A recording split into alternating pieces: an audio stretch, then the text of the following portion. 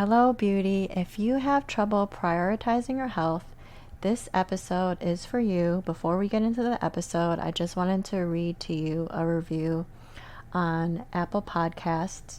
It says, "So glad I found this. It's amazing to find a podcast that combines faith and holistic health, as I'm passionate about integrated health too, but there's not as many resources out there to help us keep our eyes fixed on Christ and His calling for us as we pursue health to steward our bodies and the gifts we've been given for the kingdom. Can't wait to keep listening and learn more helpful tips from you. With love, Megan Gephardt, Arm to the Heart Podcast."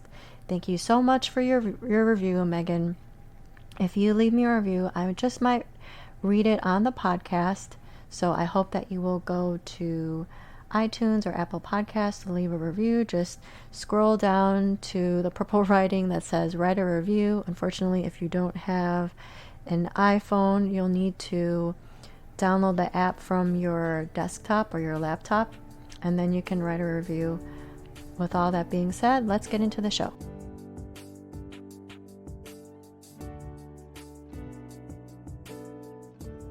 Welcome to Her Holistic Healing. Do you want more energy and less anxiety so that you can do all the things?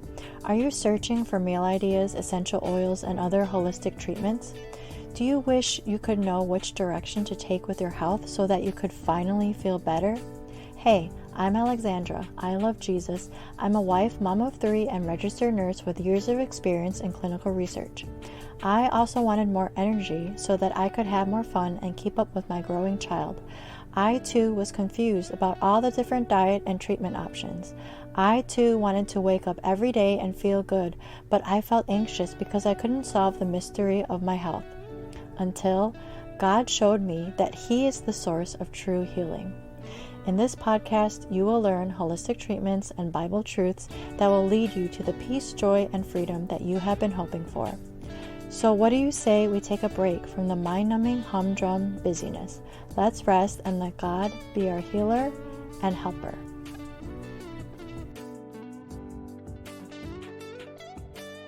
Hey beauty, do you have trouble prioritizing your health?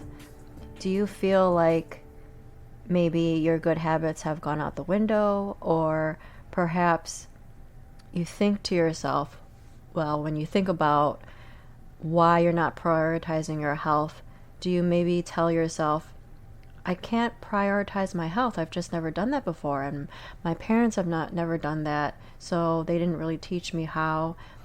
I don't really have friends that prioritize my health, so that's just not who I am, or that's just not what I've ever done, so I feel like I can't do it. I've had some coaching calls with a few people, and I'm realizing that the reasons why you may not be prioritizing your health is because you might not have a strong enough reason to. You might not realize why this is so important, or you may have forgotten some reasons why you might want to prioritize your health. For my husband, he tries to prioritize his health because he wants to be able to have more energy to play with the kids. For me, I prioritize my health because I don't want to be dependent on the healthcare system. I distinctly remember having this one patient. She was about 400 pounds. She was bedridden. She couldn't move from side to side, so she had bed sores whenever we had to move her. We were supposed to move her every 2 hours so that she wouldn't have bed sores. It took 4 or more of us to move her. She had an ostomy bag, which is a bag that collected her stool. She had a catheter, so she couldn't have bowel movements on her own. She couldn't urinate by herself. She was very obese. She was on a ventilator for a little bit. When she wasn't on a ventilator, she was on oxygen. She was actually a really sweet lady, but her son would call and visit, and he would yell and cuss us out. It really made me wonder what happened in this woman's life. How did she get to this point in her life? I'm not saying that all of us have health issues because of something that we did or didn't do. Sometimes health issues just happen, right? But when it came to this lady, I just found myself really wondering what her story was. Unfortunately, medical errors are one of the leading causes of death in the US. And when you're in the hospital, you are at a high risk of getting more infections. It's just not, being in the hospital is just not the best place to be, right? So for me, I prioritize my health because I've seen what happens in hospitals and the medical system, and I don't want to be dependent on that system. And once again, it's not all bad, right? But for me, if at all possible, I don't want to be dependent on that system. I also know that when I prioritize my health, when I prioritize resting, I'm eating better, I'm doing things to decrease my stress, I reach my goals faster. And so that's a huge motivator for me. I know that when I go on vacation, I can enjoy myself more. If I've taken good care of myself, if I don't have the brain fog that I get every now and then, and I don't have the skin rashes that I have every now and then, I can enjoy myself more. I can actually look forward to playing with the kids and not feel so exhausted all the time. 1 Corinthians 6:19-20 says this, "Or do you not know that your body is a temple of the Holy Spirit within you, whom you have from God? You are not your own. For you were bought with a price. So glorify God in your body."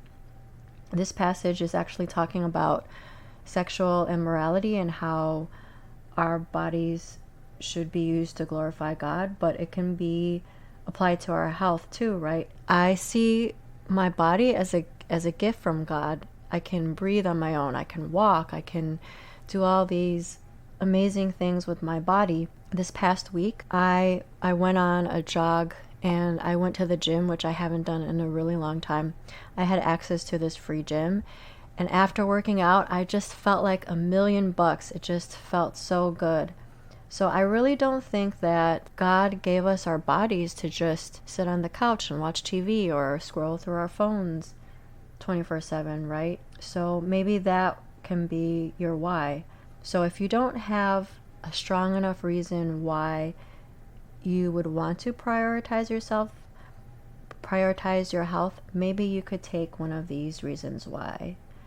Number 1, do it for your kids. Do it so that you'll have more energy to play with your kids, or do it for them because they will see you prioritizing your health and they'll learn how to prioritize their health as well. Number 2, you might not be dependent on the healthcare system. Number 3, you will probably reach your goals faster if you are healthier. Number 4, you'll be able to enjoy yourself when you go on vacation or just enjoy your everyday life more. True lasting joy comes from God, right? But if we have aches and pains and brain fog and all those things, we probably won't enjoy everyday life as much, right? If our health is suffering.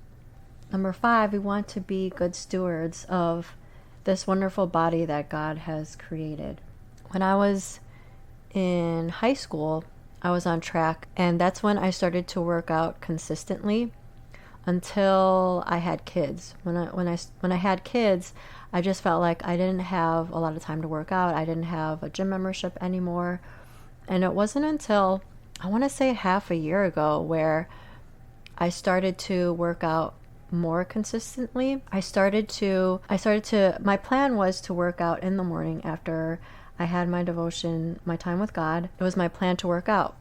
But what happened was I kept telling myself, oh, I'll do it later. Oh, I'll just do it later in the day, or I'll do it later in the week. But then later would come and I would never do it. So about a couple months ago, though, I got to that point in the day after my devotion, and I said to myself, okay, it's time to work out. I was so close to skipping it, but then I thought, if you keep skipping it, you know that you're not going to do it later because you haven't been doing it later. If you don't do it now, you're just going to be in the same spot months from now. Maybe your health might get worse. So I pushed myself to do it, and I just felt so great after doing it. I think for me, I prioritize food when it comes to my health, and I've started to prioritize rest more. But for whatever reason, I seem to forget how huge movement can be for health. When I was pregnant with all 3 kids, I had really horrible morning sickness for the first 3 months. Unfortunately, when I had my 3rd child, that's when I started doing prenatal yoga, but it was actually towards the end of my pregnancy. But I realized prenatal yoga and going on walks were one of the very few things that actually helped my morning sickness. So if I were to become pregnant again, which I don't think I will, but if I ever did, I think I would really focus on movement. I think we really underestimate, or we don't realize how important movement is to our health. When we move, our blood is circulating throughout the body, the oxygen is flowing.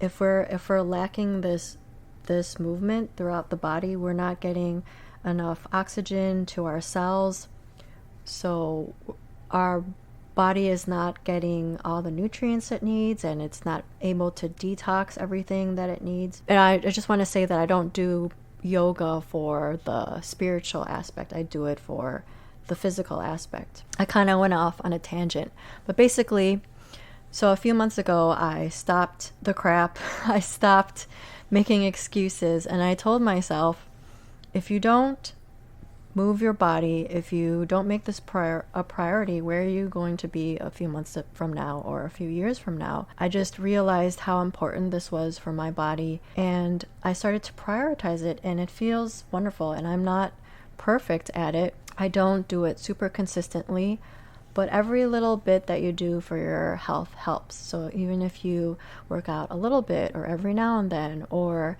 you prioritize your diet every now and then, I think it's great to be consistent, but don't beat yourself up if you are not consistent. Every little bit helps.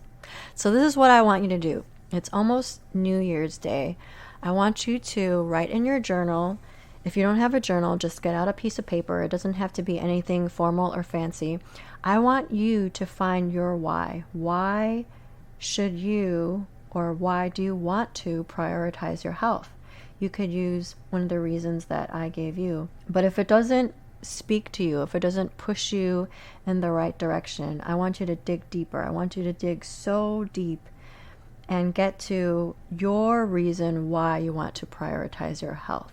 And once you find it, you could have more than one reason why. Once you find it, I want you to put your why on the fridge, or on your bathroom mirror, or on your phone. I want you to put it somewhere where you will see it, so that you will look at it every day and it will push you to take an action step so that you will prioritize your health.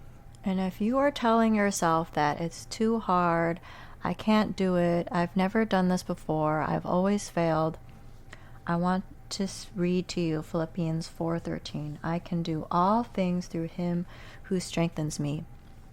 If you are listening to this podcast, chances are that you are a high achiever, because most people that listen to podcasts are high achievers, or you are searching for things that can help you grow.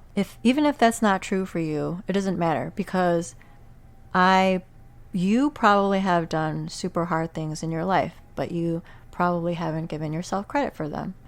If you've had a child, that's hard. It's hard to raise a child, right? If you've gone through a breakup, that's hard. You've gone through that. If you've graduated college or high school, I honestly think that in a lot of ways, high school was harder than college. If you've graduated high school was hard and you got through it. If you have had a job for any amount of time, most jobs are not easy. I don't care what you do. To me, it's hard to work for someone. You have done hard things in your life, so do not tell yourself that you cannot prioritize your health, or you cannot learn how to do it, or any of that, because those are all limiting beliefs. Those beliefs will hold you back, and that is not the truth, because Philippians 4:13 says, I can do all things through him who strengthens me. So I want to tell you that truth right now and say to you that I know that you can do it. Ask God for wisdom. Ask God to help you find your why. Ask Him to show you the way, and I know that He will. I hope that you have a wonderful New Year's. I hope that you will continue on prioritizing your health for yourself and for the people around you, because once you start prioritizing your health, you can show up even better for those around you. If you need any help in this area, you can go to herholistichealing.com/coaching to find out more about coaching, or you can join my free Facebook group. Go to facebook.com/group/herholistichealing to join my free Facebook group. I would love to meet you in there. We can share prayer requests, and I share my episodes and some tips. So you can join that Facebook group, or I encourage you to find people that can help hold you accountable. Just keep on going, beauty. Don't give up. Just keep on making the next step towards better health. Ask God for wisdom. Ask Him to help you, and I know that He will. Just keep on going. Don't give up. I'm so glad that you took the time to listen today. If you like what you heard, will you leave me a 5-star review on Apple Podcasts so that this show can reach more people? And if you want to connect with me, go to herholistichealing.com. Before you go, I want to leave you with one of my favorite passages from Matthew 29. Come to me, all who labor and are heavy laden, and I will give you rest. Take my yoke upon you and learn from me, for I am gentle and lowly in heart, and you will find rest for your souls. For you is easy and my burden is light.